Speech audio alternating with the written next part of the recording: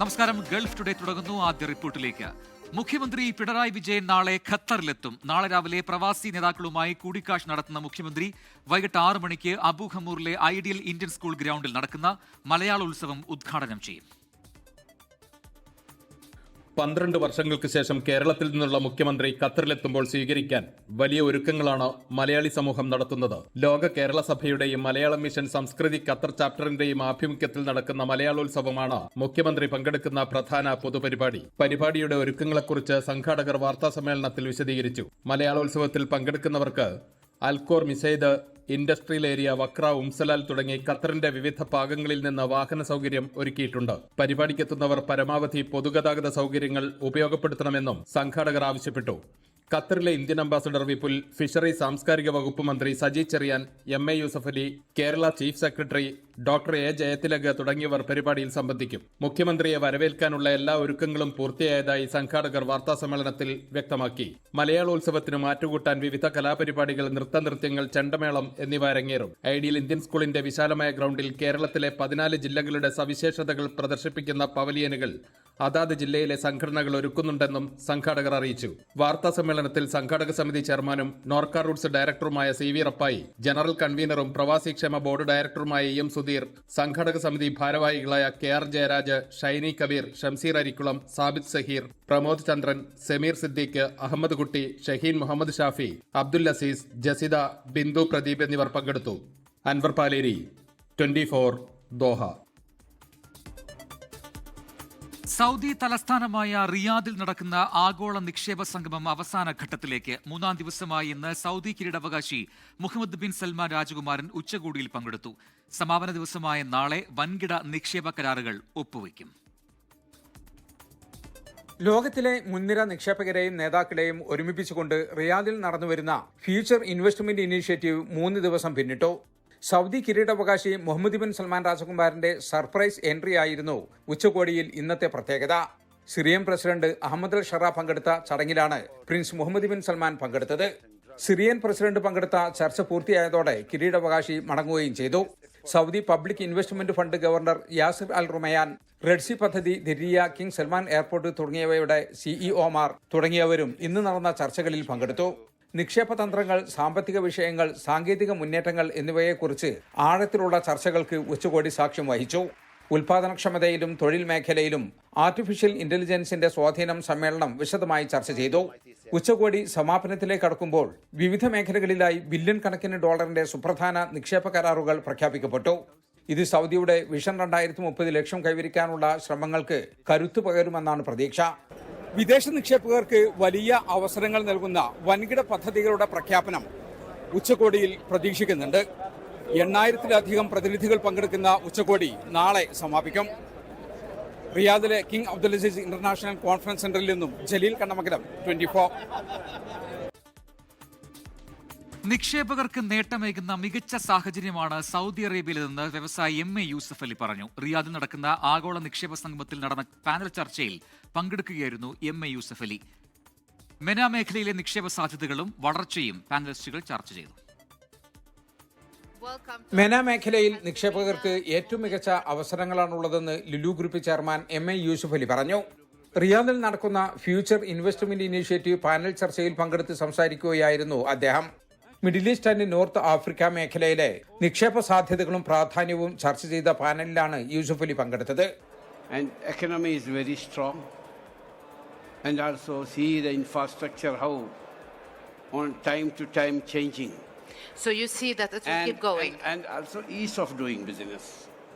A lot of restrictions already lifted, and new laws are coming in the picture. So these 3, 4, 5 aspects for an investor is forcing the investor to invest in this great country, Saudi Arabia.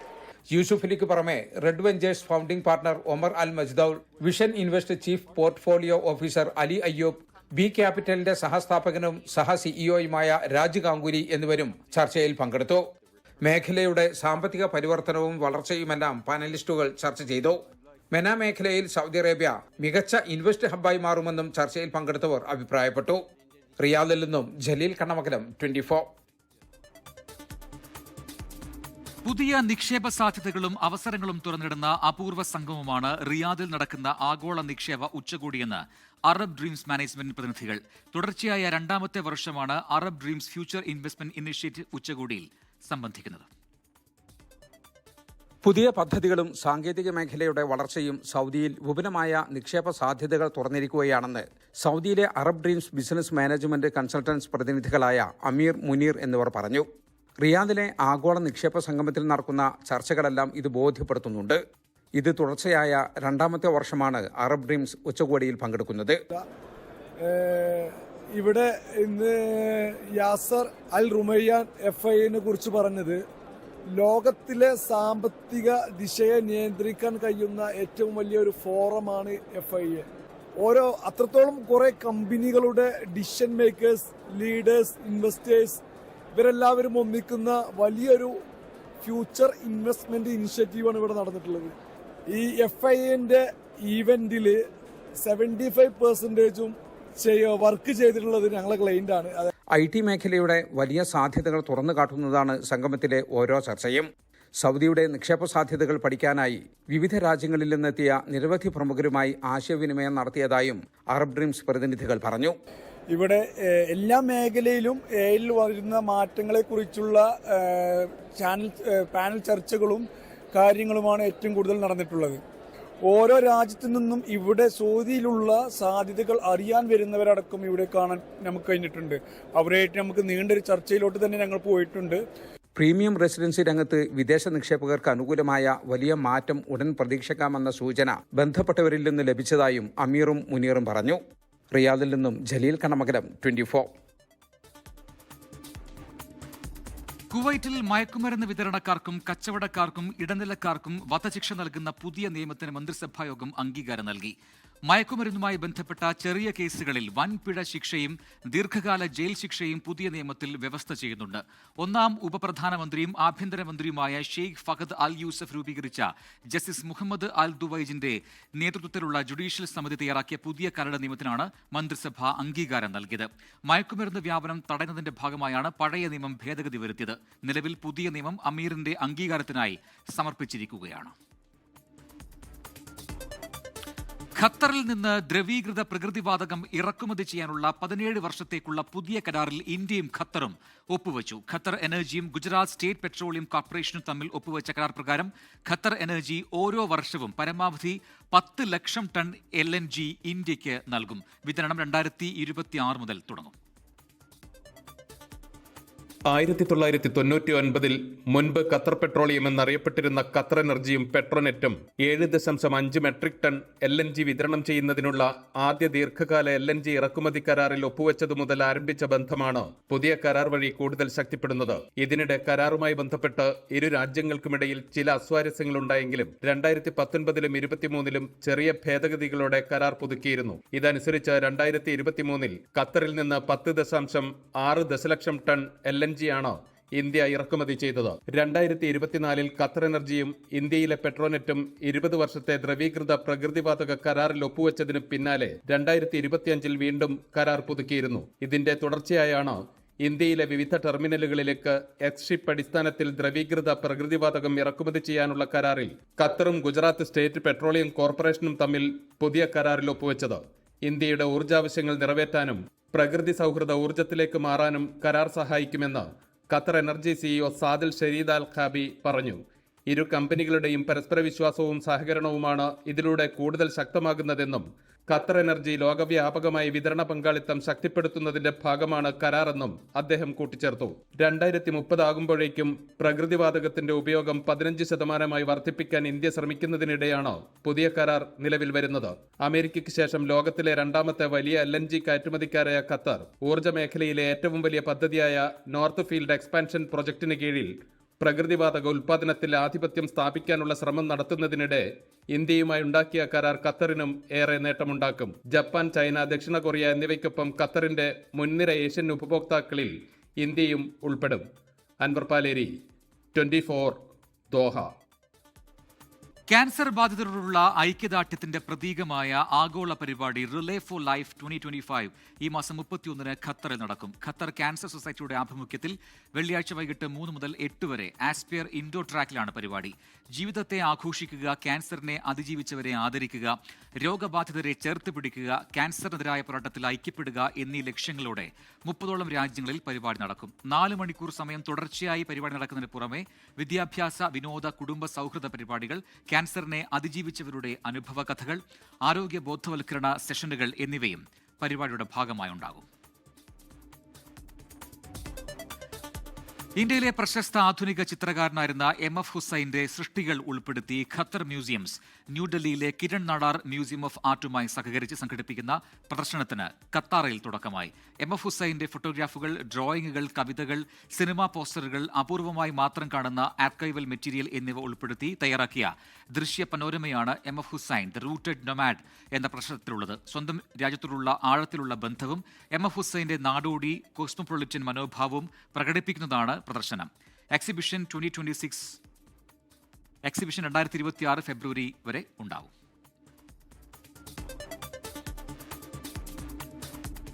കുട്ടികളിൽ അഭിനയം, പാട്ട്, കളികൾ തുടങ്ങിയ അഭിരുചികൾ വളർത്തുന്നതിനായി കരുണ Qatar theatre പരിശീലന camp സംഘടിപ്പിക്കുന്നു. പഠാട്ടെ പുഠാട്ടെ season 3 എന്ന പേരിൽ October 31 രാവിലെ 9 മുതലാണ് പരിപാടി. നടനും തിയേറ്റർ പരിശീലകനുമായ ഉണ്ണിരാജ നേതൃത്വം നൽകും. ദോഹയിലെ പ്രശസ്ത നാടക പ്രവർത്തകരും ക്യാമ്പിൽ പങ്കെടുക്കും. പ്രവാസി ലീഗൽ സെൽ കുവൈറ്റ് ചാപ്റ്ററും ഫിറ കുവൈറ്റും സംയുക്തമായി സൗജന്യ ലീഗൽ ക്ലിനിക് സംഘടിപ്പിച്ചു. Al Nahil clinic administration manager Vijith V Nair ഉദ്ഘാടനം ചെയ്തു. PLC Kuwait chapter president Biju സ്റ്റീഫന്റെ അധ്യക്ഷതയിലാണ് പരിപാടി നടന്നത്. Pravasi legal cell country head Babu Francis PLCയുടെ പ്രവർത്തനങ്ങളെക്കുറിച്ച് വിശദീകരിച്ചു. അബ്ബാസിയ അൽ നഹീൽ ക്ലിനിക് അഭിഭാഷകൻ ഡോക്ടർ തലാൽ താക്കി നേതൃത്വം നൽകി. PLC Kuwait general secretary Shyjith K, treasurer Rajesh Gopi എന്നിവർ സംബന്ധിച്ചു. മറ്റു റിപ്പോർട്ടുകളിലേക്ക്. ക്ഷേമ പെൻഷൻ 400 രൂപ കൂട്ടി 2000 രൂപയാക്കി സംസ്ഥാന സർക്കാരിന്റെ വമ്പൻ പ്രഖ്യാപനം. തദ്ദേശ നിയമസഭാ തെരഞ്ഞെടുപ്പുകൾ മുന്നിൽ കണ്ട് ഒരു കൂട്ടം ജനപ്രിയ പ്രഖ്യാപനങ്ങൾ മുഖ്യമന്ത്രി നടത്തി. പാവപ്പെട്ട കുടുംബങ്ങളിലെ സ്ത്രീകൾക്ക് പ്രതിമാസം 1000 രൂപ നൽകും. ആശാ വർക്കേഴ്സിന്റെ ഓണറേറിയം പ്രതിമാസം 1000 രൂപ കൂട്ടി. സർക്കാർ ജീവനക്കാരുടെ DA കുടിശ്ശികയുടെ 4% നവംബറിൽ നൽകും. PM ശ്രീ പദ്ധതി മരവിപ്പിച്ച തീരുമാനം വിവരിച്ച ശേഷം മുഖ്യമന്ത്രി പിണറായി വിജയൻ വാർത്താ സമ്മേളനത്തിൽ അറിയിച്ചത് വമ്പൻ പ്രഖ്യാപനങ്ങൾ. സാമൂഹ്യക്ഷേമ പെൻഷൻ 1600 രൂപയിൽ നിന്ന് 2000 രൂപയായി വർദ്ധിപ്പിക്കും. ക്ഷേമ പെൻഷൻ കൂട്ടുമെന്ന് 24 മുമ്പ് റിപ്പോർട്ട് ചെയ്തിരുന്നു. ഇപ്പോൾ സർക്കാർ നിലവിലെ പ്രതിമാസ പെൻഷൻ 1600-നോടൊപ്പം 400 രൂപ കൂടി ഉയർത്തി പ്രതിമാസം 2000 രൂപയായി വർദ്ധിപ്പിച്ചതായി പ്രഖ്യാപിക്കുകയാണ്. സ്ത്രീ സുരക്ഷയ്ക്ക് പുതിയ പദ്ധതി. സാമൂഹ്യക്ഷേമ പദ്ധതികളിൽ ഗുണഭോക്താക്കളല്ലാത്ത ട്രാൻസ് വുമൺ അടക്കമുള്ള പാവപ്പെട്ട കുടുംബങ്ങളിലെ സ്ത്രീകൾക്ക് പ്രതിമാസം 1000 രൂപ ധനസഹായം നൽകും. 35 മുതൽ 60 വയസ്സുവരെയുള്ള സാമൂഹ്യക്ഷേമ പെൻഷൻ ലഭിക്കാത്ത AAY പിങ്ക് കാർഡുകാർക്കാണ് ആനുകൂല്യം ലഭിക്കുക. ആശാ വർക്കേഴ്സ്, അംഗനവാടി വർക്കേഴ്സ് എന്നിവർക്ക് പ്രതിമാസ ഓണറേറിയം 1000 രൂപ വർദ്ധിപ്പിച്ചു. ആശാ വർക്കർമാരുടെ പ്രതിമാസ ഓണറേറിയം 1000 രൂപ വർദ്ധിപ്പിക്കും. 26,125 പേർക്കാണ് ഇതിന്റെ പ്രയോജനം ലഭിക്കുക. ഈ ഇനത്തിലെ പ്രതിവർഷം 250 കോടി രൂപയാണ് ചെലവാകുന്നത്. റബ്ബറിന്റെ താങ്ങുവില 200 രൂപയാക്കി. 19,470 ADSകൾക്ക് പ്രവർത്തനങ്ങൾക്കായി പ്രതിമാസം 1000 രൂപ വീതം നൽകും. പ്രതിവർഷം 1 ലക്ഷം രൂപയിൽ താഴെ വരുമാനമുള്ള കുടുംബങ്ങളിലെ 18 മുതൽ 30 വരെയുള്ള യുവതീ-യുവാക്കൾക്ക് പ്രതിമാസം 1000 രൂപ വീതം ധനസഹായം നൽകും. സർക്കാർ ജീവനക്കാരുടെ DA കുടിശ്ശികയുടെ 4% നവംബറിൽ നൽകും. സാക്ഷരതാ പ്രവർത്തകർക്ക് പ്രതിമാസം 1000 രൂപ വീതം നൽകും. ക്ഷേമ പെൻഷൻ വർധനയടക്കം ആത്മവിശ്വാസത്തോടെയാണ് സർക്കാർ പ്രഖ്യാപിച്ചതെന്ന് ധനമന്ത്രി KN ബാലഗോപാലും വ്യക്തമാക്കി. എങ്ങനെയാണ് ചെയ്യാൻ പറ്റുക എന്ന ചോദ്യമുണ്ടാകാം. എന്നാൽ ധനവകുപ്പിന് നല്ല ആത്മവിശ്വാസമുണ്ടെന്നും ബാലഗോപാൽ. നല്ല ആത്മവിശ്വാസത്തോടു കൂടിയാണ് ഗവൺമെന്റ് ഈ കാര്യം കാണുന്നത്. ധനകാര്യ വകുപ്പിന് നല്ല ആത്മവിശ്വാസം ഉണ്ട് എന്നുള്ളതുകൊണ്ടാണ് ഈ കാര്യങ്ങൾ ചെയ്യാൻ പോകുന്നത്. 24 തിരുവനന്തപുരം. ഒടുവിൽ PM ശ്രീ പദ്ധതിയുടെ കാര്യത്തിൽ CPI ഉയർത്തിയ എതിർപ്പിന് CPIM വഴങ്ങി. PM-ശ്രീ ധാരണാപത്രം പരിശോധിക്കുന്നതിന് 7-അംഗ മന്ത്രിസഭാ ഉപസമിതിയെ രൂപീകരിച്ചു. സമിതി റിപ്പോർട്ട് നൽകുന്നതുവരെ തുടർ നടപടികൾ നിർത്തിവെച്ചു. കേന്ദ്ര സർക്കാരിനെ ഇക്കാര്യം രേഖാമൂലം അറിയിക്കുമെന്ന് മുഖ്യമന്ത്രി വ്യക്തമാക്കി. ഒരു പകൽ മുഴുവൻ നീണ്ട മാരത്തൺ ചർച്ചകൾക്ക് ശേഷമാണ് ഇടതുമുന്നണിയെ ഉലച്ച രാഷ്ട്രീയ കൊടുങ്കാറ്റ് നിയന്ത്രണ വിധേയമായത്.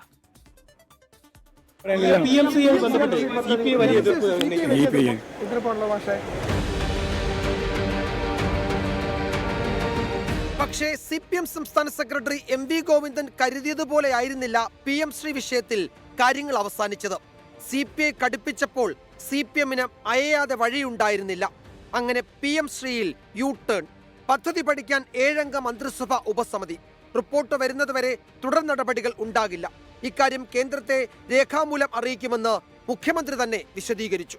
ആ പദ്ധതി നടപ്പാക്കുന്നത് സംബന്ധിച്ച് റിവ്യൂ നടത്താൻ തീരുമാനിച്ചിട്ടുണ്ട്.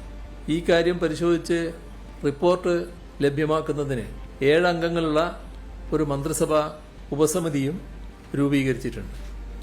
PM-ശ്രീ നടപ്പാക്കുന്നതുമായി ബന്ധപ്പെട്ടുള്ള തുടർ നടപടികൾ ഈ റിപ്പോർട്ട് വരുന്നതുവരെ നിർത്തിവെക്കുന്നതാണ്.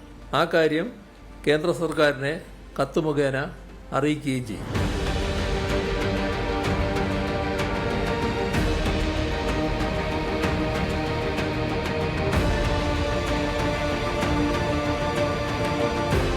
മന്ത്രിസഭാ യോഗത്തിന് മുമ്പ് പ്രശ്നം പരിഹരിക്കുക എന്നതായിരുന്നു CPM ലക്ഷ്യം.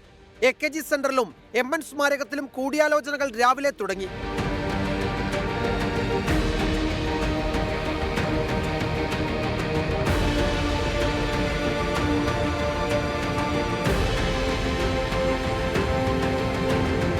മുഖ്യമന്ത്രിയും പാർട്ടി ജനറൽ സെക്രട്ടറിയും സംസ്ഥാന സെക്രട്ടറിയും AKG സെന്ററിൽ എത്തിയതോടെ CPI നേതൃത്വത്തിന് കൈമാറേണ്ട സമവായ ഫോമുല രൂപപ്പെട്ടു.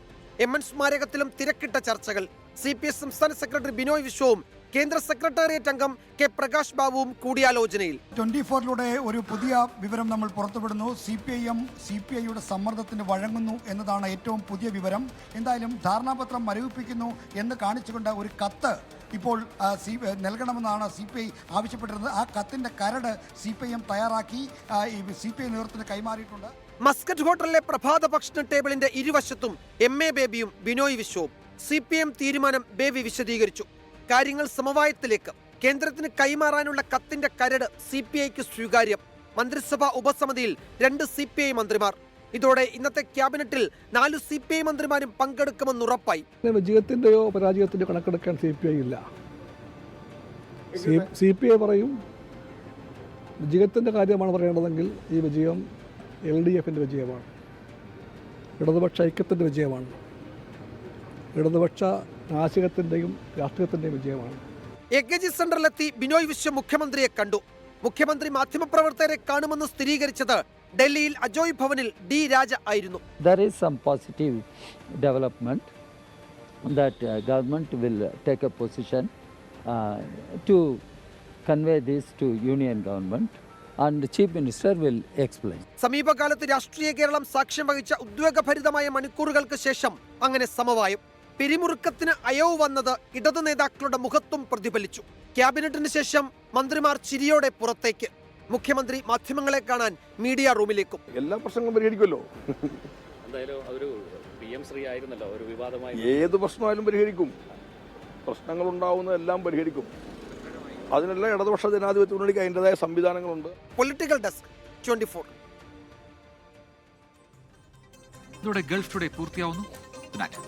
ലോകത്തെവിടെയായാലും ഏത് സമയത്തും 24 വാർത്തകളും ഓഗ്മെന്റഡ് റിയാലിറ്റി പാക്കേജുകളും എക്സ്പ്ലെയിനറുകളും വിശദമായി കാണാൻ ഞങ്ങളുടെ YouTube ചാനൽ നിങ്ങൾക്ക് സബ്സ്ക്രൈബ് ചെയ്യാം.